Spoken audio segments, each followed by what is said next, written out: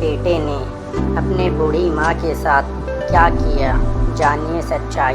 एक बार एक बूढ़ी माँ को उसके बेटे ने एक आश्रम में ले जाकर छोड़ा।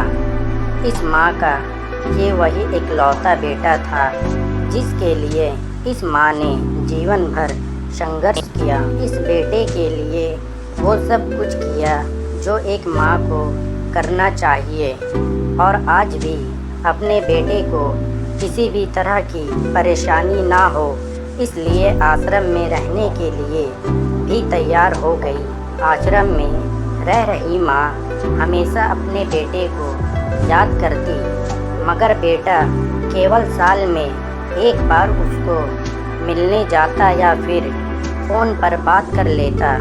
कई साल बीत गए। आश्रम से बेटे को एक दिन फ़ोन आया।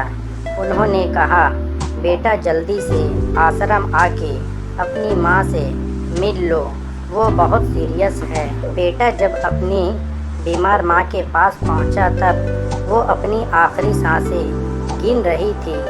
बेटे ने अपनी माँ से उसकी आखिरी इच्छा पूछते हुए कहा, माँ मैं तुम्हारे लिए क्या कर सकता हूँ, बताओ।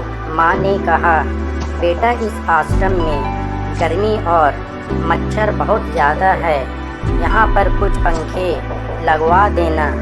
फ्रिज ना होने की वजह से यहाँ पर हम बूढ़े को कई बार भूखे पेट ही सोना पड़ता है, क्योंकि किसी के दिए हुए खाना खराब होने से नहीं बचा पाते।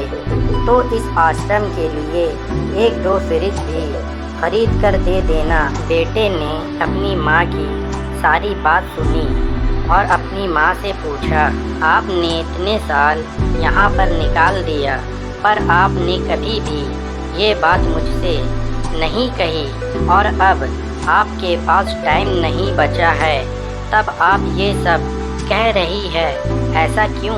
माँ ने बेटे को जवाब देते हुए कहा, बेटा मैंने गर्मी, भूख और पीड़ा सहन कर ली, लेकिन मुझे पता है जब तेरे बच्चे तुझे यहाँ पर छोड़ कर जाएंगे तब तू ये सब सहन नहीं कर पाएगा। इसलिए तेरी सुविधा के लिए मैं तुझे ये सब लाने के लिए कह रही हूँ।